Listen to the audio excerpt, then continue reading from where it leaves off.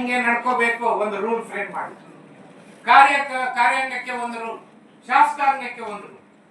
ಆ ರೂಲ್ ಜೊತೆಗೆ ನಿಮ್ಮ ರೈಟ್ಸ್ ಏನು, ನಿಮ್ಮ ಡ್ಯೂಟೀಸ್ ಏನು, ಕೇಂದ್ರ ಸರ್ಕಾರ ಹೆಂಗ್ ನಡ್ಕೋಬೇಕು, ರಾಜ್ಯ ಸರ್ಕಾರ ಹೆಂಗ್ ನಡ್ಕೋಬೇಕು, ಈ ದೇಶನ ಯಾವ ಮೌಲ್ಯ ಮೇಲೆಗಳೇ ಕಟ್ಟಬೇಕು. ಡೆಮಾಕ್ರಸಿನ, ಡಿಕ್ಟೇಟರ್ಶಿಪ್, ಜಾತ್ಯತೀತನ, ಮತಾಂಧತೆನ, ಸಾಮಾಜಿಕ ನ್ಯಾಯನ, ಮೆರಿಟೋರಿಯಸ್, ಈ ರೀತಿ ರೂಲ್ಸ್, ರೈಟ್ಸ್, ಡ್ಯೂಟೀಸ್, ರಿಲೇಶನ್ಶಿಪ್ಸ್, ಈ ಮೌಲ್ಯಗಳು ಒಟ್ಟಿಗೆ ಸೇರಿಸಿದ್ರೆ ಅಂತಹ ಒಂದು ಕೃತಿಯನ್ನ ನಾವು ಸಂವಿಧಾನ ಅಂತ ಕರೀತೀವಿ. ಜಗತ್ತಿನಲ್ಲಿ ಸ್ನೇಹಿತರೆ ಈ ರೀತಿ ಕಾನ್ಸ್ಟಿಟ್ಯೂಷನ್ಸ್ ಇವತ್ತು ಜಗತ್ತಿನ 200 ದೇಶಗಳಲ್ಲಿ ಸರಿಸುಮಾರು 190 ದೇಶಗಳು ತಮ್ಮದೇ ಆದಂತ ಸ್ವತಂತ್ರವಾದಂತ ಸಂವಿಧಾನಗಳನ್ನ ಹೊಂದಿವೆ. ಆಯಾ ದೇಶದ ಜನ ತಮ್ಮ ತಮ್ಮ ಸಂವಿಧಾನಗಳನ್ನ ಓದಿಕೊಂಡು ಅರ್ಥ ಮಾಡಿಕೊಂಡು ಅದರಂತೆ ಬದುಕ್ತಕ್ಕಂತ ಇಚ್ಛಾಶಕ್ತಿಯನ್ನ ತೋರಿಸ್ತಾ ಇದ್ದಾರೆ. ಆದ್ರೆ ನಮ್ಮ ಸಂವಿಧಾನ ಬಂದು 75 ವರ್ಷ ಮುಗಿಯಿತು. ಆದ್ರೆ ನಮ್ಮ ದೇಶದ ಜನ ಸಂವಿಧಾನ ಓದಲಿಲ್ಲ. ಸರ್ಕಾರ ನಮ್ಗೆ ಹೇಳ್ಕೊಡ್ಲಿಲ್ಲ. ನಾವು ಕಿಸೆಯಿಂದ ಒಂದಷ್ಟು 100 ರೂಪಾಯಿ ಹಾಕಿ ಒಂದು ಪುಸ್ತಕ ತಕೊಂಡು ಓದ್ಲಿಲ್ಲ. ನಾನು ಎಲ್ಲ ಕಡೆ ಕೇಳ್ತಾ ಇದ್ದೀನಿ, ನಾವೆಲ್ಲ ಇಷ್ಟು ವಿದ್ಯಾವಂತರು ಇಲ್ಲಿದ್ದೀವಿ, ನಿಮ್ ಪೈಕಿ ಎಷ್ಟು ಜನ ನಾನು ಸಂವಿಧಾನ ಓದಿದ್ದೀನಿ ಅದರಂತೆ ನಡ್ಕೊಳ್ತಾ ಇದ್ದೀನಿ ಸರ್ ಅಂತ ಎದೆ ಮೇಲೆ ಕೈ ಇಟ್ಕೊಂಡು ಧೈರ್ಯವಾಗಿ ಹೇಳ್ರಪ್ಪ ನೋಡೋಣ. ಎಷ್ಟು ಜನ ಇದ್ರಿ? ಕೈ ಎತ್ತಿ. ಇಲ್ಲ. ನೀವ್ ಅಂದ್ಕೊಂಡಿರೋದು ಏನು ಅಂತಂದ್ರೆ ನಾವ್ಯಾಕೆ ಸರ್ ಓದ್ಬೇಕು, ನಿಮ್ಮಂತ ಲಾಯರ್ಗಳು ನಿಮ್ಮಂತ ಜಡ್ಜ್ಗಳು ಓದ್ಕೊಳ್ಳಿ. ಪ್ರಾಮಾಣಿಕವಾಗಿ ಹೇಳ್ತಾ ಇದ್ದೀನಿ, ನಮ್ಮ ಲಾಯರ್ಗಳು ನಮ್ಮ ಜಡ್ಜ್ಗಳು ಕೂಡ ನಾವು ಕಾನ್ಸ್ಟಿಟ್ಯೂಷನ್ ಫುಲ್ ಆಗಿ ಓದಿ ಅರ್ಥ ಮಾಡ್ಕೊಂಡು ಅದರಂತೆ ಬದುಕ್ತಾ ಇದ್ದೀವಿ. ಇದು ಸಿಚುಯೇಷನ್. ಹಾಗಾಗಿ ಇವತ್ತು ನಾವು ನಮ್ಮ ಸಂವಿಧಾನನ ಓದಿ ಅರ್ಥ ಮಾಡಿಕೊಂಡು ಅದರಂತೆ ಬದುಕಬೇಕಾಗಿದೆ. ನನ್ಗೊಂದು ಪ್ರಶ್ನೆ ಆಯ್ತು, ಅರೆ MA ಮಾಡಿದ್ದೀವಿ, LLB ಮಾಡಿದ್ದೀವಿ, MSc ಮಾಡಿದ್ದೀವಿ, ಇಂಜಿನಿಯರಿಂಗು ಈ ತರ ಏನೇನೋ ಮಾಡಿದ್ದೀವಿ, ಯಾಕೆ ಸಂವಿಧಾನ ಓದಿಲ್ಲ ಅಂತ ಪ್ರಶ್ನೆ ಹಾಕೊಂಡಾಗ ನಾನು ಕಂಡುಕೊಂಡ ಉತ್ತರ ಏನಂತಂದ್ರೆ, ಸಂವಿಧಾನ ಒಂದು ಕಥೆ ಅಲ್ಲ, ಅದೊಂದು ಕಾದಂಬರಿ ಅಲ್ಲ, ಅದೊಂದು ಕವಿತೆ ಅಲ್ಲ, ಅದೊಂದು ನಾವೆಲ್ ಅಲ್ಲ. ಹಾಗಾಗಿ ಸಂವಿಧಾನನ ನಾವು ಓದಲಿಲ್ಲ. ಹಂಗಿದ್ರೆ ಸಂವಿಧಾನವನ್ನ ಓದಿ ಸುಲಭವಾಗಿ ಅರ್ಥ ಮಾಡ್ಕೊಳ್ತಕ್ಕಂಥ ವಿಧಾನ ಯಾವುದು? What is the simple methodology where we can read and understand Indian constitution? ಅದು ನನ್ನ ಪ್ರಯತ್ನ ಸ್ನೇಹಿತರೆ. ಇಲ್ಲಿ ಪವರ್ ಪಾಯಿಂಟ್ ಇದೆ, ಅಲ್ಲಿ ಕೆಲವು ಪಿಕ್ಚರ್ಸ್ ಬರ್ತಾ ಇದೆ, ವರ್ಡ್ಸ್ ಬರ್ತಾ ಇದೆ. ಯಾರು ಅದನ್ನು ಓದಕ್ಕೆ ಹೋಗಬೇಡಿ, ಕಣ್ಣಿಂದ ನೋಡಿ. ಯಾಕೆಂದ್ರೆ ನಾನು ಮಾತಿನಲ್ಲಿ ನಿಮಗೆ ವಿವರಣೆ ಕೊಡ್ತಾ ಇದ್ದೀನಿ. ಹಾಗಾಗಿ ನಿಮ್ ಕಣ್ಣು ಯಾವ ಕಡೆ ಇರಬೇಕು? ನಿಮ್ ಕಣ್ಣು ಸ್ಕ್ರೀನ್ ಕಡೆ ಇರಬೇಕು. ನಿಮ್ ಕಿವಿ ಯಾವ ಕಡೆ ಇರಬೇಕು? ನನ್ನ ಕಡೆ. This is agreement. ಅರ್ಥ ಆಯ್ತಾ ಸ್ನೇಹಿತರೆ? ಭಾರತದ ಸಂವಿಧಾನನ ಅರ್ಥ ಮಾಡ್ಕೋಬೇಕು ಅಂತಂದ್ರೆ ಮೊದಲು ಭಾರತ ದೇಶನ ಅರ್ಥ ಮಾಡ್ಕೊ.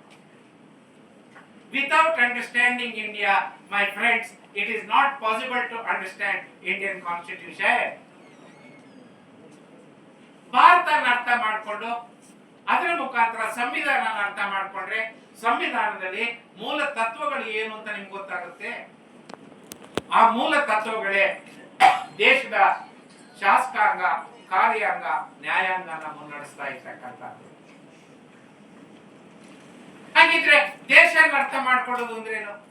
ಮಿಡ್ಲ್ ಸ್ಕೂಲ್ ನಲ್ಲಿ, ಹೈಸ್ಕೂಲ್ ನಲ್ಲಿ ನಮ್ಮ ಮೇಸ್ಟ್ ಏನ್ ಪಾಠ ಹೇಳಿದ್ದಾರೆ ಅಂದ್ರೆ, ಉತ್ತರಕ್ಕೆ ಹಿಮಾಲಯ, ದಕ್ಷಿಣಕ್ಕೆ ಹಿಂದೂ ಮಹಾಸಾಗರ, ಈ ಕಡೆ ಅರೇಬಿಯಾ ಸಮುದ್ರ, ಈ ಕಡೆ ಬೇ ಆಫ್ ಬೆಂಗಾಲ್, ಮಧ್ಯದಲ್ಲಿ ವಿಂಧ್ಯ ಪರ್ವತಗಳು. ಹೌದಾ?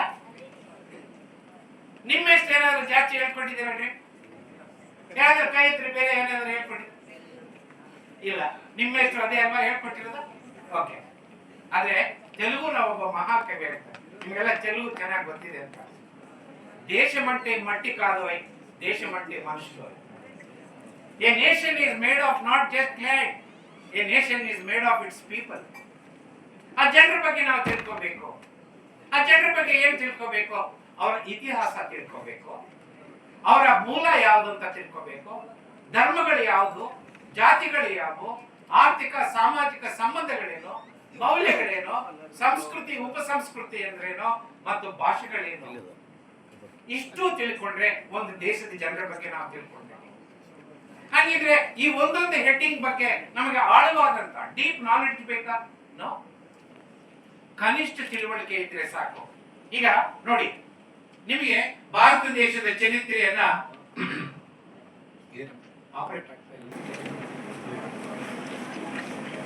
ಭಾರತ ದೇಶದ ಇಡೀ ಇತಿಹಾಸ 5000 ವರ್ಷಗಳ ಇತಿಹಾಸ ನಿಮಗೆ 3 minutes ನಲ್ಲಿ ಹೇಳ್ತೀನಿ.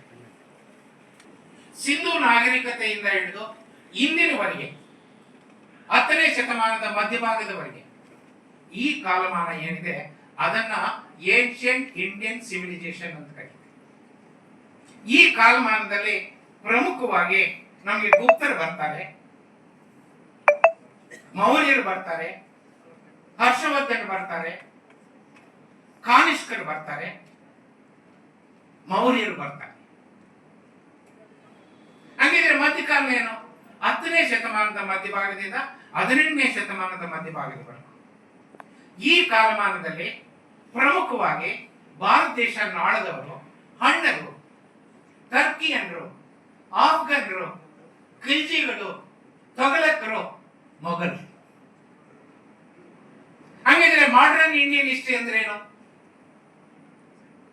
18ನೇ ಶತಮಾನದ ಮಧ್ಯಭಾಗದಿಂದ ಇವತ್ತಿನವರೆಗೂ ಇರ್ತಕ್ಕಂಥ ಈ ಕಾಲಮಾನನ ನಾವು ಮಾಡರ್ನ್ ಇಂಡಿಯನ್ ಹಿಸ್ಟ್ರಿ ಅಂತ ಕರಿತೀವಿ. ಈ ಕಾಲಮಾನದಲ್ಲಿ ಪ್ರಧಾನವಾಗಿ ಭಾರತ ದೇಶನ ಆಳದವರು ಪೋರ್ಚುಗೀಸರು, ಡಚ್ಚರು, ಬ್ರಿಟಿಷರು. 1947 ನಮ್ಗೆ ಏನ್ ಬಂತು? ಸ್ವಾತಂತ್ರ್ಯ ಬಂತು. 1950ರಲ್ಲಿ ಏನಾಯ್ತು? ಜಗತ್ತಿನ ಅತಿ ದೊಡ್ಡ ಲಿಖಿತ ಸಂವಿಧಾನವನ್ನು ಒಪ್ಪಿ ಭಾರತ ಏನಾಯ್ತು? ಗಣರಾಜ್ಯವಾಯಿತು. 2026 ಫೆಬ್ರವರಿ ತಿಂಗಳು 23ನೇ ತಾರೀಕು ನಾವೆಲ್ಲಿದ್ದೀವಿ?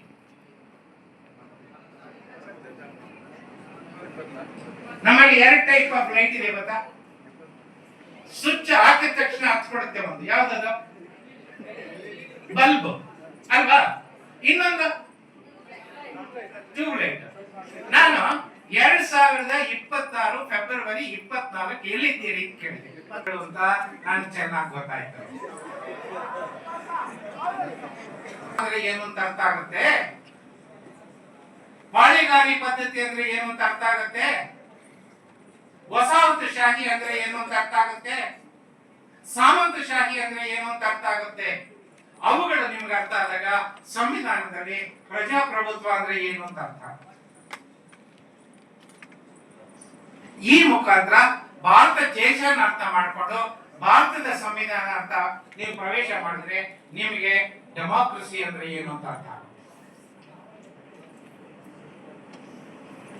ಸ್ನೇಹಿತರೆ, ಭಾರತ ದೇಶದಲ್ಲಿ ನಮಗೆ ಇಲ್ಲಿ ಜಾತಿ ವ್ಯವಸ್ಥೆ ಹುಟ್ಟುತ್ತಾ ನನಗೊಂದು ಜಾತಿ, ನನ್ನ ಜಾತಿಗೊಂದು ಕಸುಬು. ನಾನು ಜಾತಿ ಬದಲಾಯಿಸೋಂಗಿಲ್ಲ, ಕಸು ಬದಲಾಯಿಸೋಂಗಿಲ್ಲ. ಅಂತರ್ಜಾತಿ ಮದುವೆ ಮಾಡ್ಕೊಳ್ಳೋಂಗಿಲ್ಲ. ಸತ್ತ ಹೆಣಗಳನ್ನು ಒಂದೇ ಸ್ಮಶಾನದಲ್ಲಿ ಸಂಸ್ಕಾರ ಮಾಡೋದಿಲ್ಲ. ಹೌದಾ? ಇಲ್ಲಿ ಮೇಲ್ ಜಾತಿಗಳು ಇವೆ, ಕೆಳ ಜಾತಿಗಳು ಇವೆ. ಮೇಲ್ ಜಾತಿಗಳು ಮೇಲ್ ವರ್ಗಗಳು, ಕೆಳ ಜಾತಿಗಳು ಕೆಳ ವರ್ಗಗಳು. ಜಾತಿ ಜಾತಿಯ ನಡುವೆ ರಾಜಕೀಯ ಅಸಮಾನತೆ, ಆರ್ಥಿಕ ಅಸಮಾನತೆ, ಸಾಮಾಜಿಕ ಅಸಮಾನತೆ ಇದೆ. ಈ ಜಾತಿಯ ಅಸಮಾನತೆಯನ್ನ ನೀವು ಅರ್ಥ ಮಾಡ್ಕೊಳ್ಳದೆ ಇದ್ರೆ ನಿಮಗೆ ಸಾಮಾಜಿಕ ನ್ಯಾಯ ಅಂದ್ರೆ ಅರ್ಥ ಆಗುತ್ತಾ? ಇಲ್ಲ. ಹೀಗಾಗಿ ಸಾಮಾಜಿಕ ನ್ಯಾಯ ನಿಮ್ಗೆ ಅರ್ಥ ಆಗ್ಬೇಕು ಅಂದ್ರೆ ಜಾತಿ ಅಸಮಾನತೆ ನಿಮ್ಗೆ ಅರ್ಥ ಆಗ್ಬೇಕು. ಈ ಮುಖಾಂತರ ಸಂವಿಧಾನವನ್ನು ನೀವು ಪ್ರವೇಶ ಮಾಡಿದ್ರೆ ನಿಮಗೆ ಸಾಮಾಜಿಕ ನ್ಯಾಯ ಅರ್ಥ ಆಗುತ್ತೆ. ಭಾರತ ದೇಶದಲ್ಲಿ ಅನೇಕ ಧರ್ಮಗಳಿವೆ, ಅನೇಕ ಜಾತಿಗಳಿವೆ. ಇಲ್ಲಿ ಹಿಂದೂ ಧರ್ಮ ಇದೆ, ಇಸ್ಲಾಂ ಧರ್ಮ ಇದೆ, ಕ್ರೈಸ್ತ ಧರ್ಮ ಇದೆ, ಪಾರ್ಸಿ ಧರ್ಮ ಇದೆ, ಬೌದ್ಧ ಧರ್ಮ ಇದೆ, ಜೈನ ಧರ್ಮ ಇದೆ, ಸಿಖ್ ಧರ್ಮ ಇದೆ. ಈ ಧರ್ಮಗಳ ಜೊತೆಗೆ ಇಲ್ಲಿ 4635 ಜಾತಿಗಳು ಉಪಜಾತಿಗಳು ಇವೆ. ಈ ಎಲ್ಲ ಜಾತಿಯ ಎಲ್ಲ ಧರ್ಮದ ಜನ ಈ ದೇಶದಲ್ಲಿ ಸಾವಿರಾರು ವರ್ಷಗಳ ಕಾಲ ನಾವು ಒಟ್ಟಿಗೆ ಬಾಳಿದ್ದೀವಿ, ಒಟ್ಟಿಗೆ ಈ ದೇಶನ ಕಟ್ಟಿದ್ದೀವಿ, ಒಟ್ಟಿಗೆ ಬ್ರಿಟಿಷರ ವಿರುದ್ಧ ಹೋರಾಟ ಮಾಡಿದ್ದೀವಿ. ಸ್ವಾತಂತ್ರ್ಯ ಬಂದಿದೆ, ನಾವೆಲ್ಲ ಒಟ್ಟಿಗೆ ಜೀವನ ಮಾಡಬೇಕು. ಹಾಗಾಗಿ ಭಾರತದ ಸಂವಿಧಾನದಲ್ಲಿ ಜಾತಿ ಭೇದವಿಲ್ಲದ, ಧರ್ಮ ಭೇದವಿಲ್ಲದ, ಭಾಷಾ ಭೇದವಿಲ್ಲದ, ಪ್ರಾಂತ್ಯ ಭೇದವಿಲ್ಲದ ಎಲ್ಲರೂ ಸಮಾನರಾಗಿ ಬಾಳಬೇಕು ಅಂತ ಸ್ಪಷ್ಟಪಡಿಸಿದೆ. ಅನುಚ್ಛೇದ 14, ಅನುಚ್ಛೇದ 15, ಅನುಚ್ಛೇದ 16ರಲ್ಲಿ ಏನ್ ತಿಳಿಸ್ಪಡಿಸ್ತಾರೆ ಅಂತಂದ್ರೆ, ಜಾತಿ ಭೇದವಿಲ್ಲದೆ, ಧರ್ಮ ಭೇದವಿಲ್ಲದೆ ಎಲ್ಲರೂ ಸಮಾನರಿಗೆ ಸಮಾನ, ಕಾನೂನಿನ ದೃಷ್ಟಿಯಲ್ಲಿ ಸಮಾನ. All are equal before I of law.